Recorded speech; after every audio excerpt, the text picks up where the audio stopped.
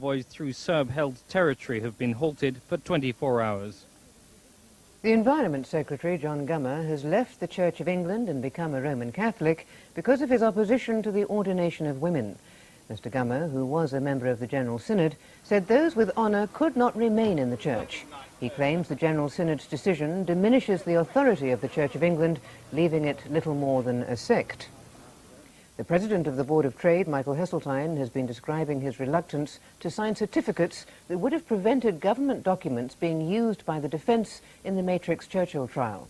Giving evidence to the Scott inquiry into the Arms for Iraq affair, Mr. Heseltine said he feared this could be seen as a political cover-up. He said he agreed to sign a public interest immunity certificate only after getting a guarantee that his misgivings would be put to the trial judge. The Department of Health has told local authorities to stop sending young offenders on so-called character-building foreign trips. It follows controversies surrounding the therapy centre in Wales that sent a young offender to Africa. The Department of Health said there was a huge difference between an outward-bound trip in Britain and a safari holiday that would be seen as a reward for crimes. Russia has expelled an American diplomat in retaliation for the expulsion of a Russian official from Washington.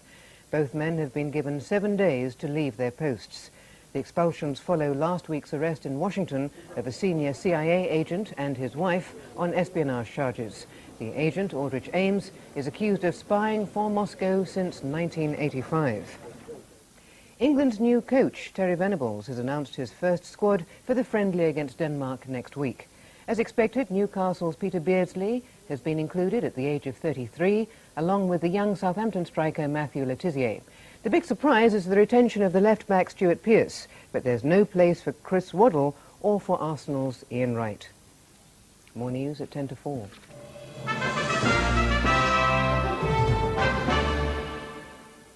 Good afternoon. Winter still has its grip over northern Scotland, where currently Aviemore has 28 centimetres of lying snow.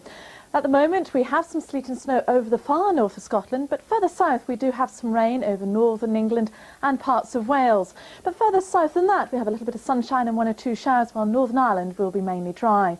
Fairly mild end to the day in southern and central areas, but a cold raw end to the day in the far north in strong winds.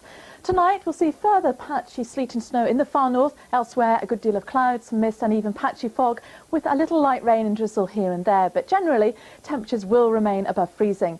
Tomorrow we'll see this frontal system coming in from the Atlantic, bringing rain into the west later on, otherwise dry and bright. And that's it.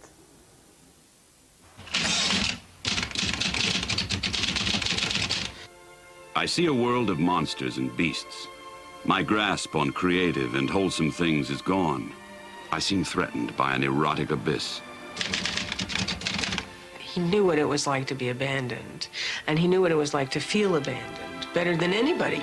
For it to turn out that he was actively bisexual was horrifying. A family reflects on the private life of a public figure. Bookmark, Wednesday at 8 o'clock on BBC2. The afternoon on BBC1 continues in a moment with Karen Keating and Gloria Hunniford discussing family affairs. This is BBC2. Now, Pam Rhodes introduces this week's Songs of Praise. The chances are, if you come to the Isle of Skye, which is off the northwest coast of Scotland, you'll come in the summer months. But it's the chilly month of February, and here I am, and I can tell you it's beautiful, it's wild, it's spectacular.